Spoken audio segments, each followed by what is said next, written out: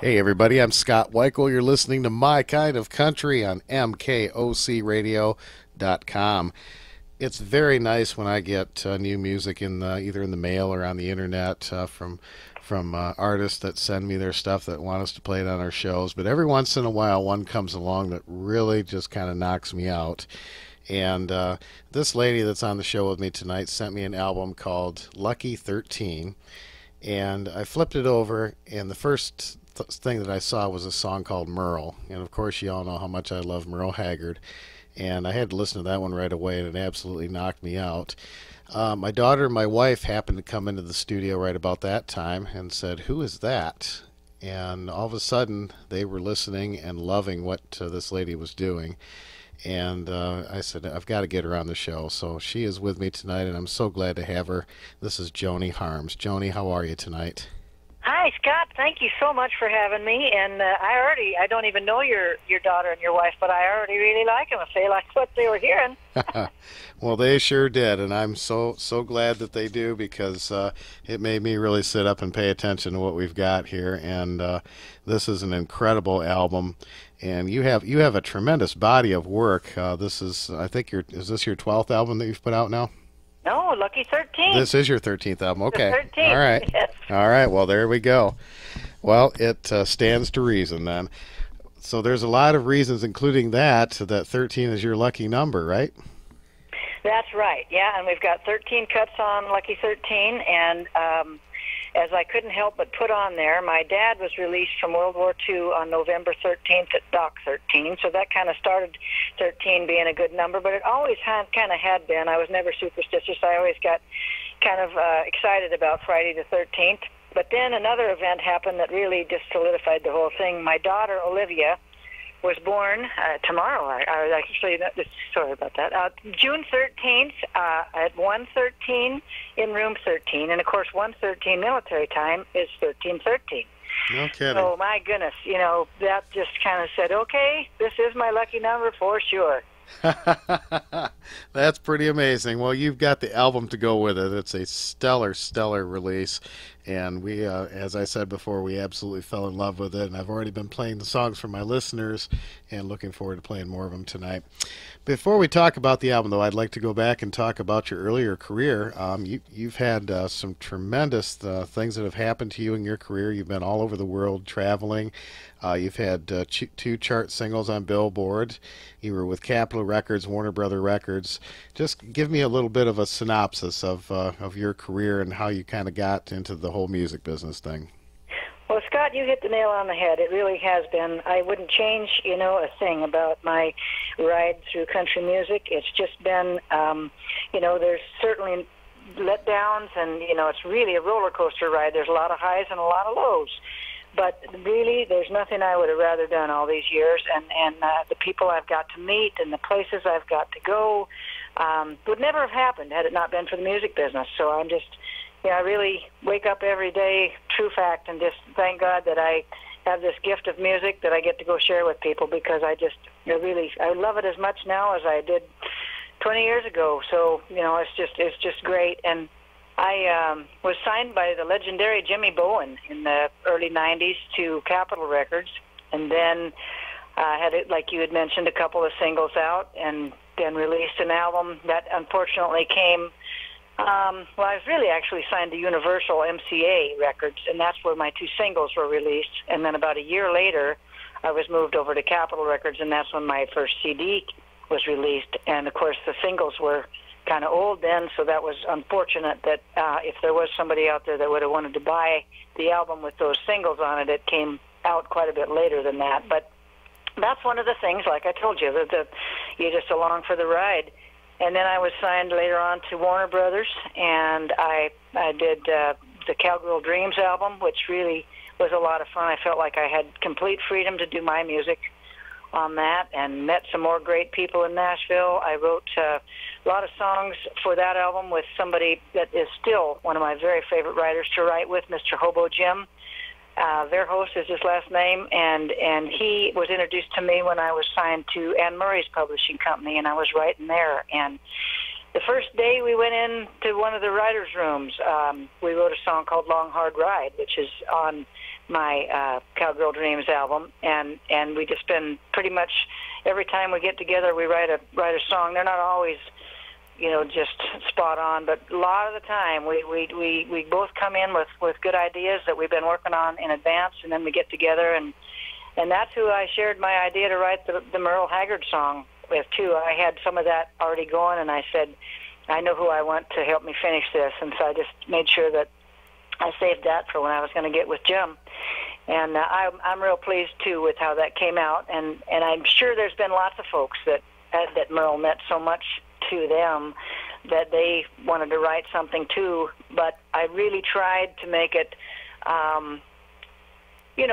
something that people would really enjoy listening to, because there's some facts about how he grew up and all that, as well as without being corny. We did put a couple of the licks and a couple of song titles in there, but no, I'm real pleased with how it turned out. I was too. I think it's a stellar song, and I like the fact that there's the music title references in there, and then the guitar licks. That kind of, to me, that kind of ties it all together. But what you said in the song is very heart touching and very heartfelt, and it's just just a testament of that lasting legacy that Haggard has on everybody and always will.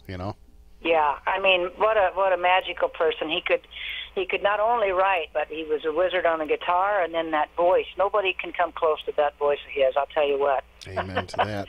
Did you ever? And he won't. Like the song says, I don't think his songs will ever die. I think there's just going to be classic country, wonderful DJs such as yourself, Scott, that are going to continue playing that kind of music. So I think Merle Haggard will be around a long time from now. Absolutely. Did you ever have a chance to meet Merle or work with him? I absolutely did. Being out here in Oregon, I was traveling down into the California area to do some shows, and stopped off at Shasta because he was there, and was playing that night. And I not only got to meet him, but he invited me up to play some music with him, and he was very encouraging. And that was before I was signed to my first record deal in Nashville, and I always was hoping that I would maybe get to run into him again at a show or something, and I never did. But I surely will never forget being on stage with him there at the Shasta club there that he owned. It was really special. Oh, that's fantastic. Well, talking about your family a little bit, you've got a daughter, Olivia, who is getting ready to do some recording in Nashville here shortly.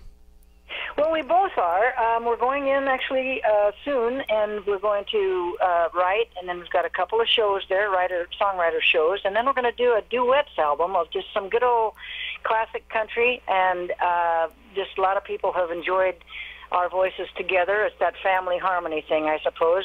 And so we're going to do an album while we're there together, and I'll be sure to get you a copy of that too, Scott. Oh, I'm looking forward to it. Then with some of the money that's made from that, she's going to go back into the studio here hopefully this fall or first of the year and record a new batch of songs of her own. She did one album when she was 16, just to kind of get her feet wet, and she's just really... So I think she's got the bug that I had. Absolutely loves music.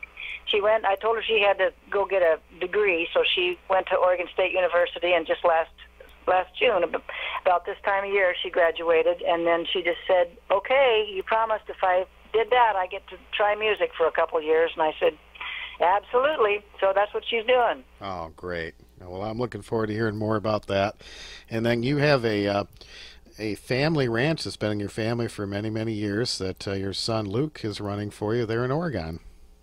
Yes, I mean, he just turned 20, and he has the passion that my dad had, for ranching and farming, and that I just couldn't be happier, Scott, that I have both of my big passions being followed by my children. I just have the two, and Olivia wanting to do music and Luke wanting to carry on the ranch is just, I couldn't have prayed for it to turn out any better than that. It's just really great, and he's also working as a salesman for Pape right now, and just enjoying that as well as doing the ranch work, because he gets to be around the tractors, and hence the song God Bless the Farmer. I just really believe in the ranchers and the farmers, and that we still need them so very much, and a lot of times they don't get the credit they deserve. So that's the number one song on the album as well. Amen to that. That is for sure. Well, that album, folks, is called Lucky 13. It's JoniHarms.com is the website. You can go there and check out the album, get it there, and of course, it's available on Amazon and iTunes and all those usual suspects that we have nowadays in the internet world. And 13 songs on this. One I got to ask you about right away is Bobtail Bob. I love this one. Well, the story behind that is I was doing some shows in New Zealand, and we've never. I think before my time on this Harms Ranch, we raised some sheep, but it was always cattle while I was growing up. But I went to this beautiful ranch and was performing there in New Zealand, and that was the first time I'd ever really seen the Border Collies work with those little. There's little packs on their back that are battery operated or whatever, and they can send them way out in the lower 40 and collect the sheep and bring them back just with those little collars around their neck, giving them those little commands from, and then the farmer can just kind of relax and wait for the dog to go get the sheep. It's pretty amazing. But I really I was just so impressed with those dogs, and we've always had Border Collies, Australian Shepherds, and Blue Heelers here on our ranch too. And so, I just said, that's kind of a fun song that is so true, though. They love what they do. They love to go work for you. And pretty much a pat on the head or a little biscuit for doing it is all they need. There you go.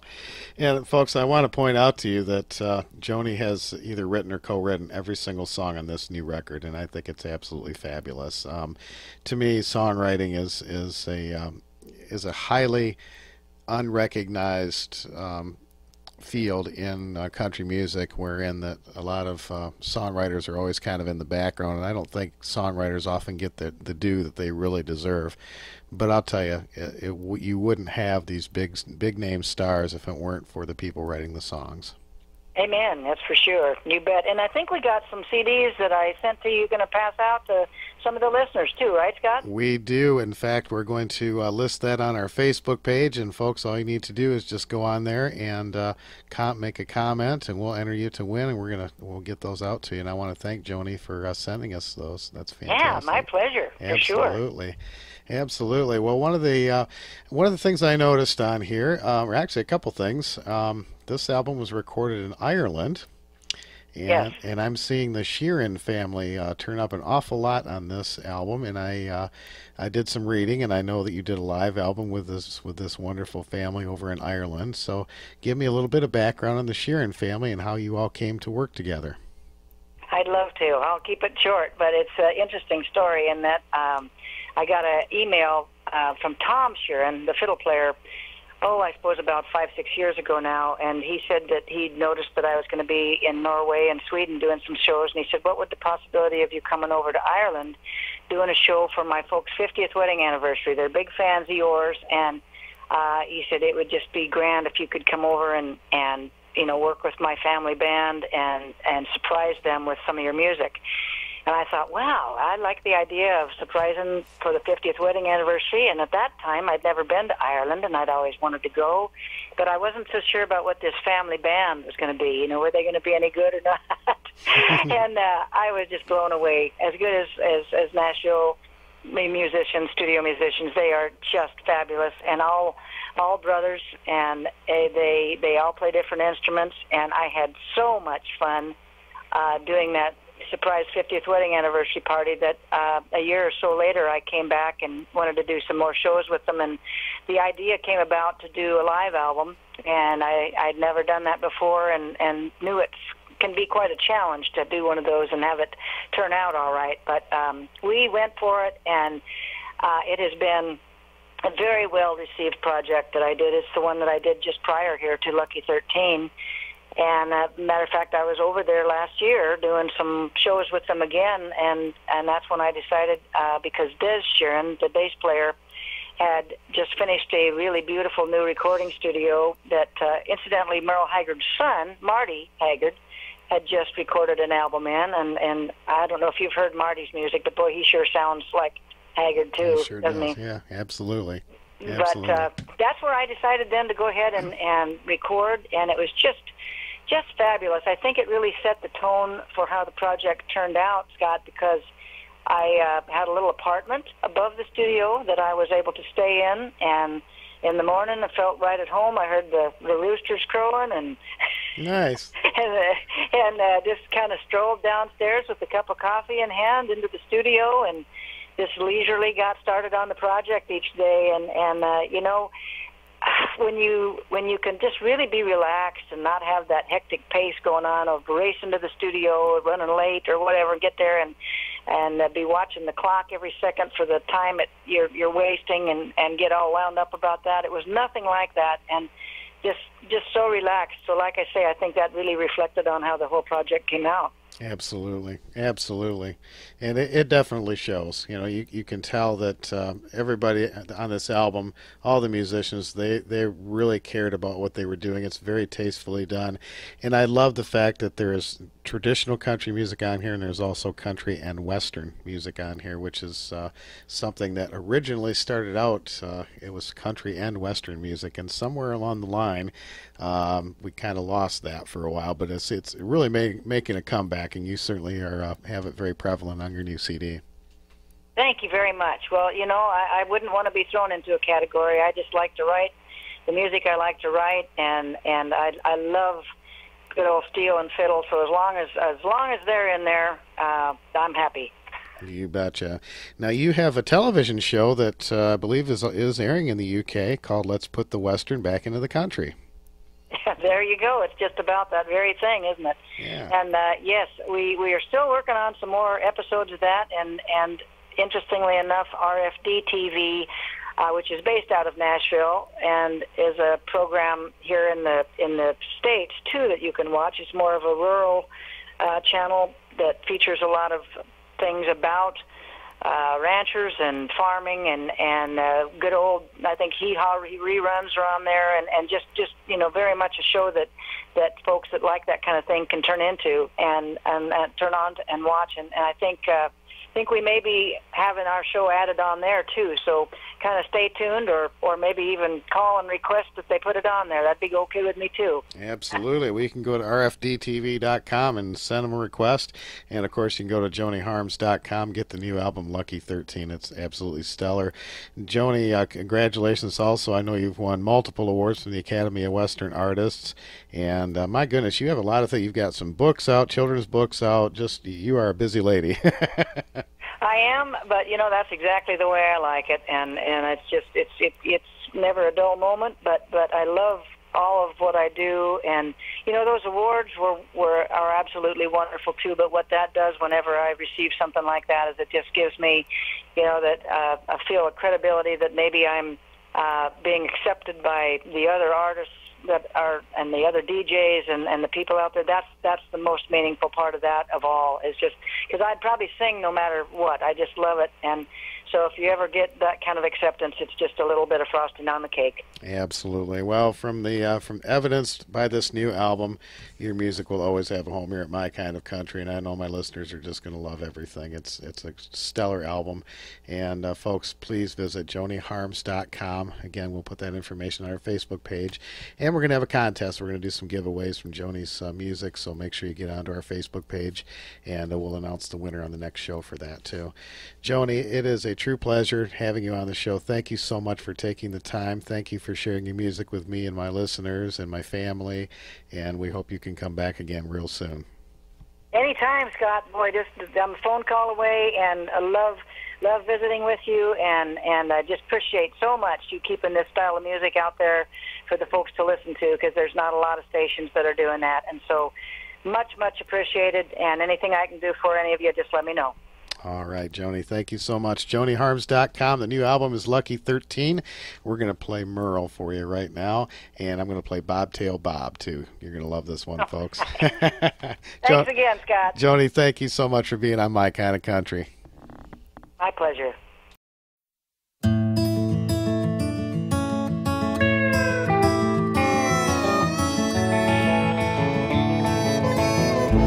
Born in 1937, he grew up in an old boxcar. Who'd think a lonesome fugitive would make it very far? But with a jail cell for a schoolhouse and an old six-string guitar, Somehow this branded man became a country star. He was a Yokie from Muskogee, and he sang his songs with pride. We all stood right beside him, walking on the fighting side. Although he never knew it, he broke ground and led the way for so many of us in the music industry today. No one could write a song the way that you could, Merle. Songs that folks could understand all around the world. Some would make us laugh, and some would make us cry. And they'll be sung forever. Country heroes never die.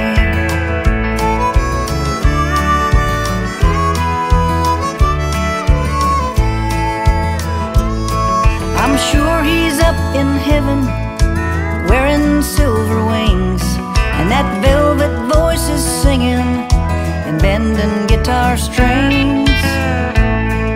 I bet a choir of angels were there to welcome you, and Hank and George and Johnny were standing right there too. No one could write a song the way that you could, Merle. Songs that folks could understand all around the world. Some would make us laugh, and some would make us cry. And they'll be sung forever. Country heroes never die. I know one could write a song the way that you could, Merle. Songs that folks could understand all around the world. Some would make us laugh, and some would make us cry. And they'll be sung forever. Country heroes never die. And they'll be sung forever. Merle Haggard, your songs will never die.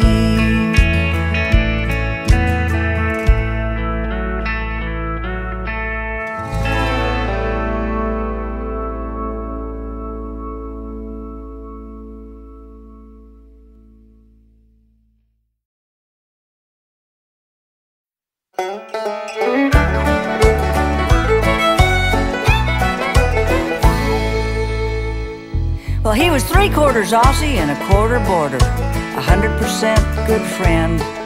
He'd do what you ask, do it real fast, then he'd turn around and do it again. He's what they call a working dog. You ought to see him run. Just give him a sign, he'll stop on a dime and make it look like fun. I bobtail Bob watching his flock every night and day. Big Daddy Ram and the Mama you, and he won't let the little lamb stray. His pay is love and biscuits, and he sure loves his job.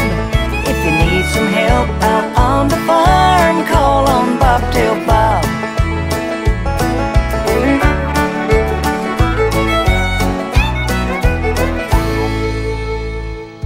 Bob won't put up with teasing, like when that curious cat said, "My tail's long and fluffy, why's yours short like that?"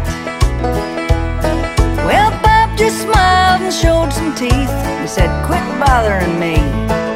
The chase was on and the cat was gone, hiding up a tree. Bobtail Bob watching his flock every night and day. Big Daddy Ram and the Mama you, and he won't let the little lamb stray. His pay is love and biscuits, and he sure loves his job. If you need some help out on the farm, call on Bobtail Bob. I'm Bobtail Bob watching his flock every night and day. Big Daddy Ram and the Mama you, and he won't let the little lamb stray.